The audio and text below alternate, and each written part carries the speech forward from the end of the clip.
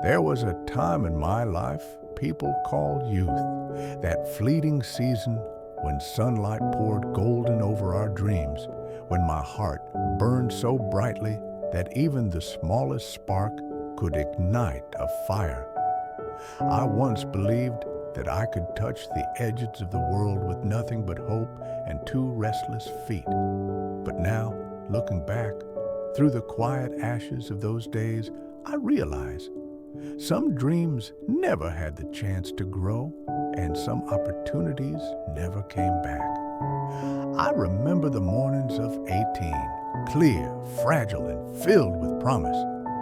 I used to wake before dawn, walking down misty roads with music in my ears, feeling like the world was mine to conquer. Back then, I wrote in my journal, I want to become someone I can be proud of.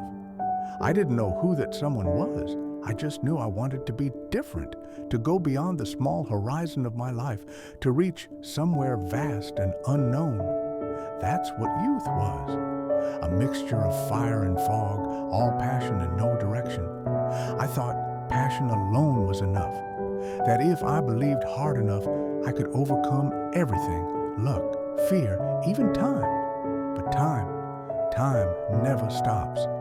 It slips away quietly, like a summer afternoon when the sunlight is still there, but the warmth has already begun to fade. Then came a phase where I started to lose myself. The dreams that once soared high began to crumble like fragile paper, caught in the wind of reality. I still worked, still laughed, still lived, but deep down there was an emptiness growing in me. I saw my old friends, some successful, some lost, some happy in their own way, and I wondered where I stood among them. I wasn't failing exactly, I was just tired of chasing something I couldn't name, tired of being brave. There were nights I sat by the window, staring at the dim lights outside, asking myself, why didn't I try again? But I already knew the answer. I was afraid of failing, afraid of being judged, afraid that maybe I wasn't enough. And so my dreams didn't die, they simply waited, quietly, for me to remember them. By 25, I had learned something painful yet simple.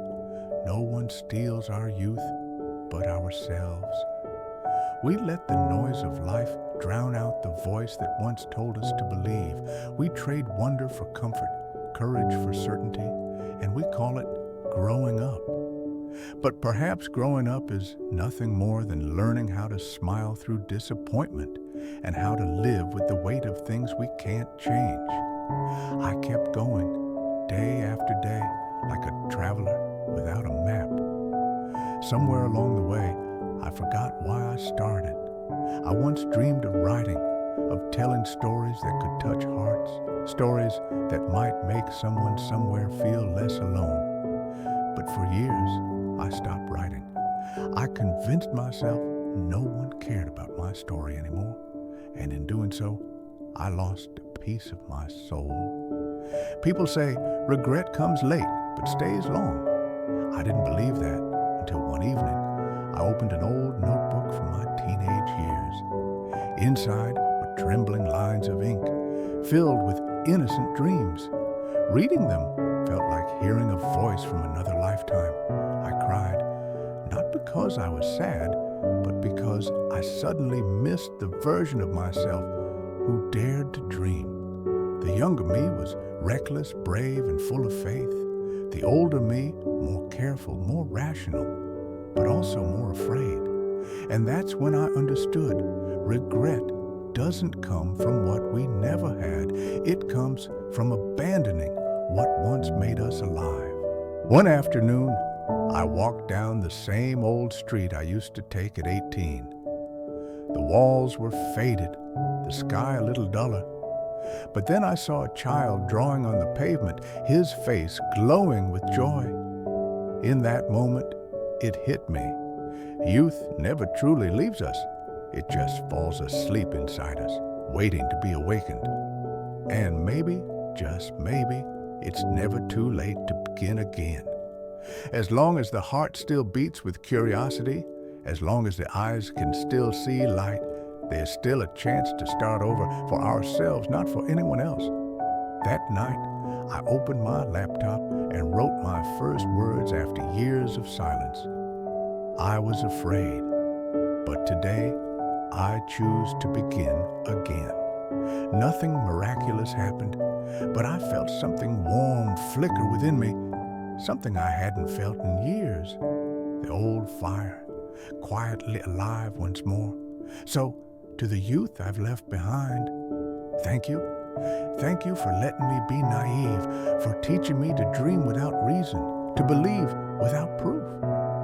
Thank you for the failures and the scars, for they became my teachers. Even if the years take everything away, I want to keep one small piece of you, a place inside me where dreams still breathe. I no longer fear regret, because regret has taught me to cherish the present. Every moment I live now is a chance to rewrite what I once lost. The truth is, youth isn't measured by years, but by the fire in one's heart. As long as that flame burns, we are still young. And as long as we still dare to dream, there will always be a road ahead. If someone asked me, if you could go back to 18, would you do things differently?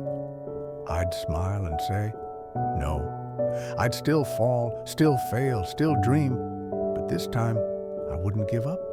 I don't know where life will take me from here, but one thing I do know is this: I will live more fully, more honestly, so that one day, when I look back, I won't have to say, I wish I had, but instead, I'm glad I did.